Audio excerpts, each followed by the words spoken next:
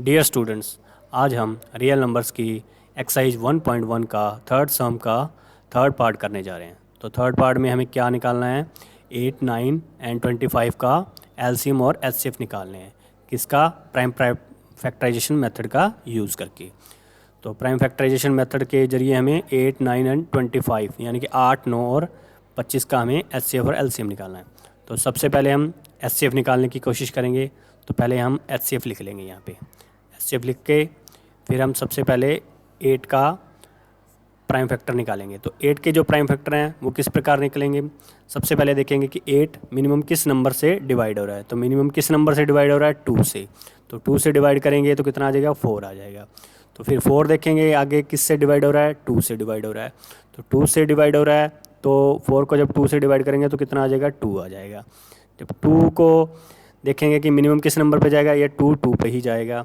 तो 2 पे जा रहा है तो कितना आ जाएगा? 1 आ जाएगा। तो जब 1 आ जाता है तो हम इसको यहीं पे रोक देते हैं। तो हमारे जो 8 के पार्ट्स हैं वो किस प्रकार बनेंगे? 2 इंटू 2 इंटू 2, ये हमारे इसके पार्ट्स बन गए। जो इसके प्राइम फैक्टर्स होते हैं वो किस प्रकार बनते हैं? हम देखते हैं कि 2 की कितनी बार आ रहा है? 3 बार आ रहा है तो हम 2 की पावर 3 लिख लेंगे।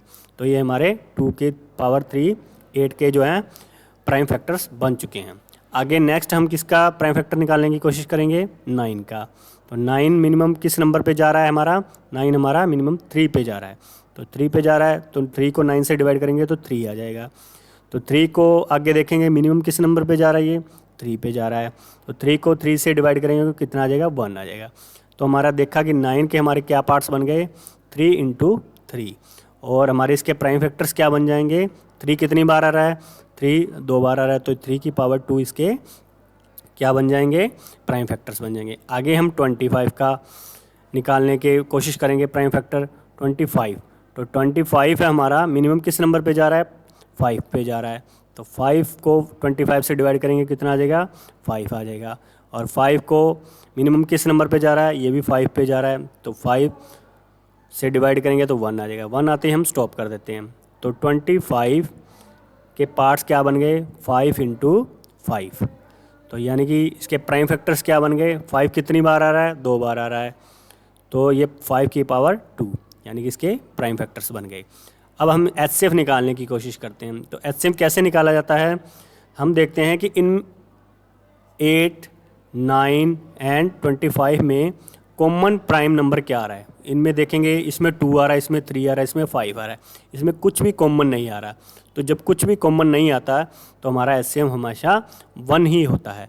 तो हमारा जो 1 है वो एचसीएफ के तौर पे आंसर आ जाएगा। आगे हम एलसीएम निकालने की कोशिश करेंगे। एलसीएम कैसे निकाला जाता है? एलसीएम में हम कॉमन और अनकॉमन दोनों नंबर्स को काउंट करते हैं। इसमें देखा कि हमने कॉमन तो कोई भी नंबर नहीं आ रहा है, पर जैसे अब देखो कि जो 2 है, जो 2 की पावर 3 है, वो जब कॉमन नहीं है तो इसकी जो पावर होती है उसी को हम मैक्सिमम मान लेते हैं। यानी कि 2 की पावर 3 को ही हम मैक्सिमम मान लेंगे और इसको साइड में लिख लेंगे, क्योंकि जो एलसीएम में हमेशा मैक्सिमम पावर को लिया जाता है। आगे हम देखेंगे कि 3 भी कॉमन नहीं था, तो जो 3 है उसकी जो भी पावर है, उसकी जो पावर है उसी को मैक्सिमम मान लिया जाएगा। तो यानी कि 3 की पावर 2 को भी हम मैक्सिमम मान के यहाँ पे साइड में लिख लेंगे।